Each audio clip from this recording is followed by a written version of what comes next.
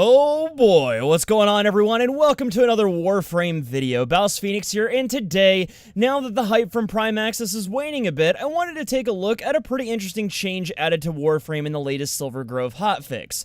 We're of course talking about the recent Nullifier nerf. Let's jump in.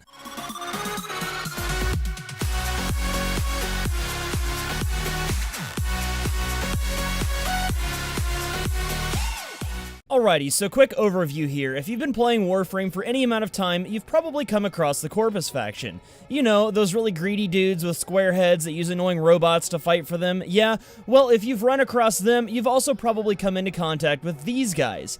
This is a Nullifier, and its sole purpose is to slow any mission momentum you have to a grinding halt. Essentially, at its base form, a Nullifier is a large, sniper rifle-wielding humanoid Corpus unit that deploys a barrier over a very large radius.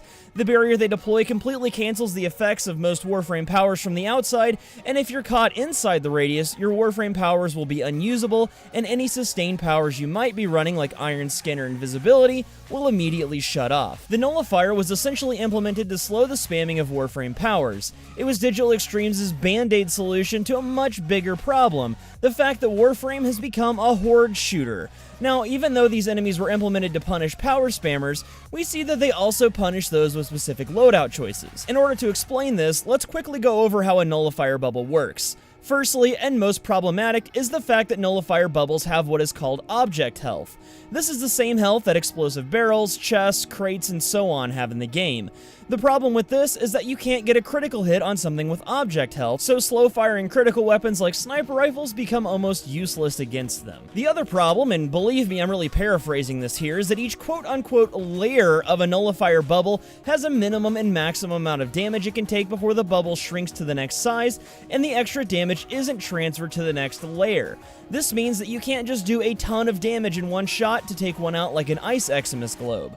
This rules out slow, high-damage weapons like the Opticore. The last issue with these monstrosities is that multiple hits to a Nullifier bubble are calculated per frame, or frame rate, and not by each individual projectile in a shot.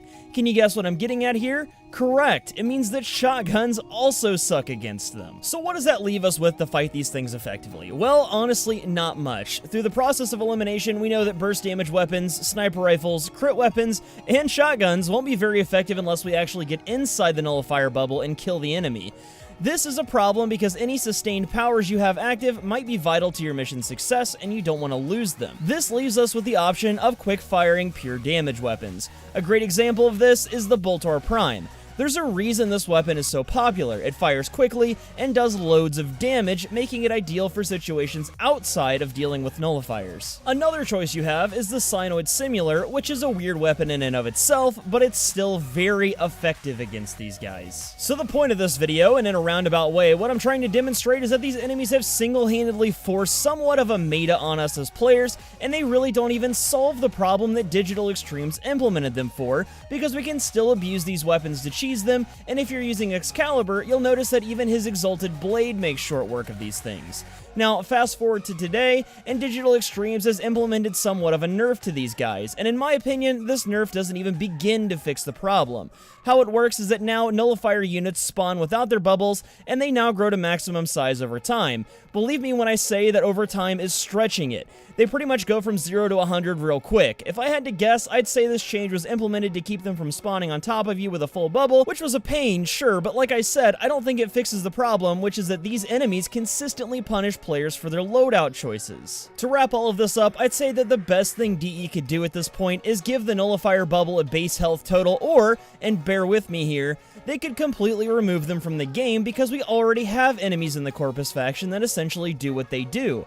I'm talking, of course, about the Scrambus units and the Bursas. These guys actually take a little skill to get around, and they reward strategic playing, unlike the Nullifiers that just foster a cheesy style of play.